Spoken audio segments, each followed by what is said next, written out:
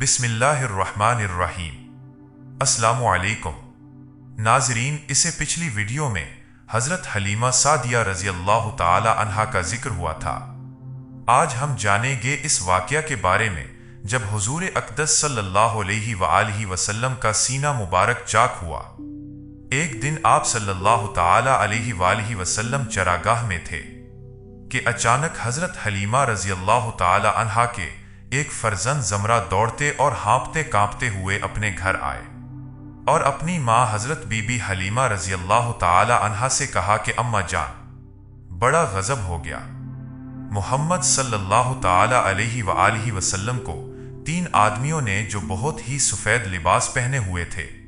چت لٹا کر ان کا شکم پھاڑ ڈالا ہے، اور میں اسی حال میں ان کو چھوڑ کر بھاگا ہوا آیا ہوں۔ یہ سن کر حضرت حلیمہ سعدیہ رضی اللہ تعالی عنہا اور ان کے شوہر دونوں بدحواس ہو کر گھبرائے ہوئے دوڑ کر جنگل میں پہنچے تو یہ دیکھا کہ آپ صلی اللہ تعالی علیہ وآلہ وسلم بیٹھے ہوئے ہیں، مگر خوف و ہراس سے چہرہ مبارک زرد اور اداس ہے۔ حضرت حلیمہ رضی اللہ تعالی عنہا کے شوہر نے انتہائی مشفقانہ لہجے میں پیار سے پوچھا کہ بیٹا، کیا بات ہے؟ آپ صلی اللہ تعالی علیہ وآلہ وسلم نے فرمایا کہ 3 شخص جن کے کپڑے بہت ہی سفید اور صاف ستھرے تھے میرے پاس آئے اور مجھ کو چت لٹا کر میرا شکم چاک کر کے اس میں سے کوئی چیز نکال کر باہر پھینک دی اور پھر کوئی چیز میرے شکم میں ڈال کر شگاف کو سی دیا، لیکن مجھے ذرہ برابر بھی کوئی تکلیف نہیں ہوئی۔ یہ واقعہ سن کر حضرت حلیمہ سعدیہ رضی اللہ تعالی عنہا اور ان کے شوہر دونوں بے حد گھبرائے،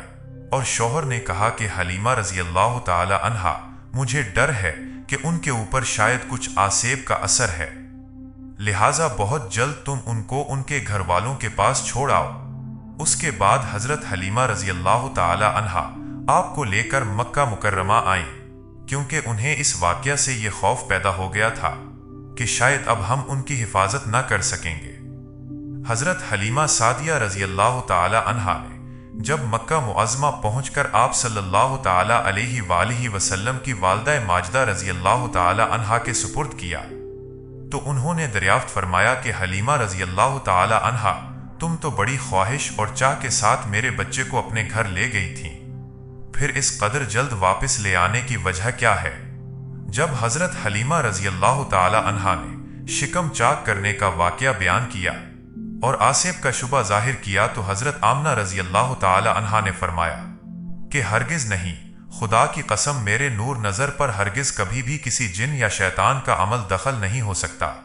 میرے بیٹے کی بڑی شان ہے۔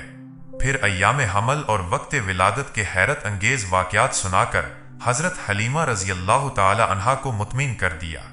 اور حضرت حلیمہ رضی اللہ تعالی عنہا آپ صلی اللہ تعالی علیہ وآلہ وسلم کو آپ کی والدہ ماجدہ کے سپرد کر کے اپنے گاؤں میں واپس چلی آئی،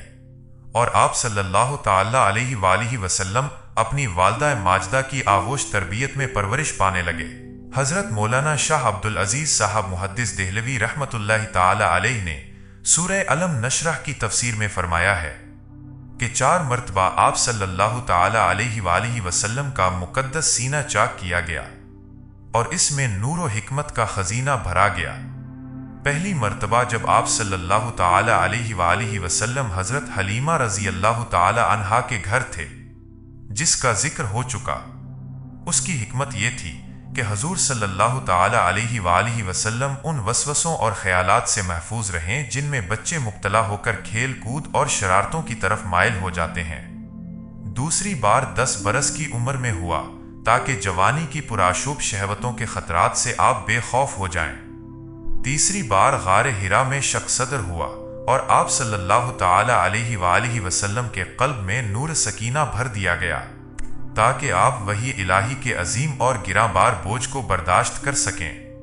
چوتھی مرتبہ شب معراج میں آپ صلی اللہ تعالی علیہ وآلہ وسلم کا مبارک سینہ چاک کر کے نور و حکمت کے خزانوں سے معمور کیا گیا تاکہ آپ کے قلب مبارک میں اتنی وسعت اور صلاحیت پیدا ہو جائے کہ آپ دیدار الہی کی تجلیوں اور کلام ربانی کی ہیبتوں اور عظمتوں کے متحمل ہو سکیں۔ جب حضور اقدس صلی اللہ تعالی علیہ وآلہ وسلم حضرت حلیمہ رضی اللہ تعالی عنہا کے گھر سے مکہ مکرمہ پہنچ گئے اور اپنی والدہ محترمہ کے پاس رہنے لگے تو حضرت ایمن جو آپ کے والد ماجد کی باندی تھیں، آپ صلی اللہ تعالی علیہ وآلہ وسلم کی خاطرداری اور خدمت گزاری میں دن رات جی جان سے مصروف رہنے لگیں۔ ایمن کا نام برکہ ہے۔ یہ آپ صلی اللہ تعالی علیہ وآلہ وسلم کو آپ کے والد رضی اللہ تعالی عنہ سے میراث میں ملی تھیں۔ یہی آپ کو کھانا کھلاتی تھیں، کپڑے پہناتی تھیں، آپ کے کپڑے دھویا کرتی تھیں۔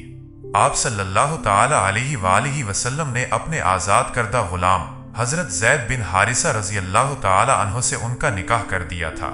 جن سے حضرت اسامہ بن زید رضی اللہ تعالی عنہ پیدا ہوئے۔